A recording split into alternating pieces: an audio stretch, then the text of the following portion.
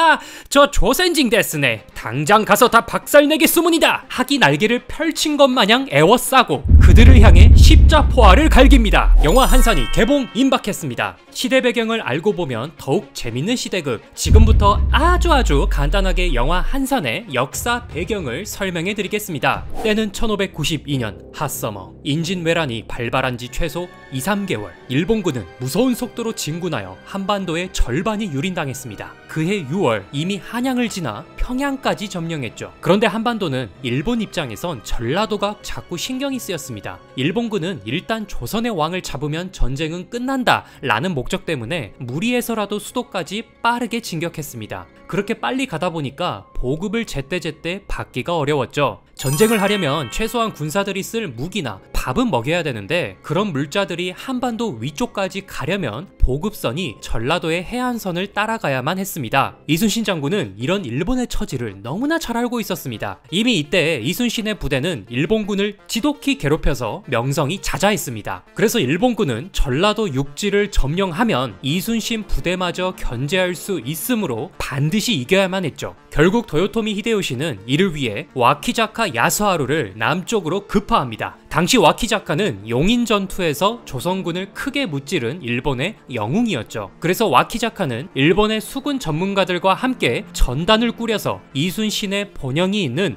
여수로 향했습니다. 자, 이 소식을 들은 이순신 장군 판옥선 56척과 거북선 3척과 함께 전군 출정하라 를 하게 됩니다. 전쟁에서 방심은 금물이라고 했던가요? 와키자카는 용인 전투의 승리로 도치감에 빠져 있었습니다. 이순신이 아무리 잘 싸워도 일본은 73척으로 조선보다 배가 많기 때문에 조선을 단숨에 쓸어버리겠다 라고 확신했죠. 그때 이순신은 견내량에 정박하고 있던 일본의 함대를 발견합니다. 당시 견내량은 좁은 해안선에 암초가 많아서 덩치가 큰 판옥선이 대규모 전투를 벌이기는 힘들다고 판단합니다. 그러나 이순신은 이미 이렇게 공세가 힘든 지역에서 승리할 방법을 여러 가지 궁리했던 인물입니다. 바로 유인과 함정을 파기로 한 거죠. 일단 판옥선을 5척만 보내서 공격하는 척하고 도망가는 겁니다. 이미 자신감이 뿜뿜하던 일본 수군은 하하, 저 조센징 데스네. 겨우 5척, 우리 73척, 당장 가서 다 박살내겠소문이다 하며 냅다 판옥선을 쫓아왔습니다. 이순신 장군의 유인책이 성공하려는 순간이죠. 그렇게 신나게 쫓아오던 일본군은 어느새 함정에 빠졌음을 알게 됩니다. 하객진! 미리 기다리고 있던 판옥선 본대가 좁은 물길을 빠져나오는 일본 배들을 학이 날개를 펼친 것 마냥 애워싸고 그들을 향해 십자포화를 갈깁니다. 심지어 유인을 위해서 도망가던 그 5척의 판옥선도 그대로 유턴해서 포탄을 발포합니다. 여러분, 이건 정말 역사상 레전드인 겁니다. 실전에서 그것도 바다에서 이런 고난도 팀워크를 보인다는 건 정말 말도 안 되는 일입니다. 그렇게 포격에 정신이 나가버린 일본 함대 속으로 단단한 거북선이 출격합니다.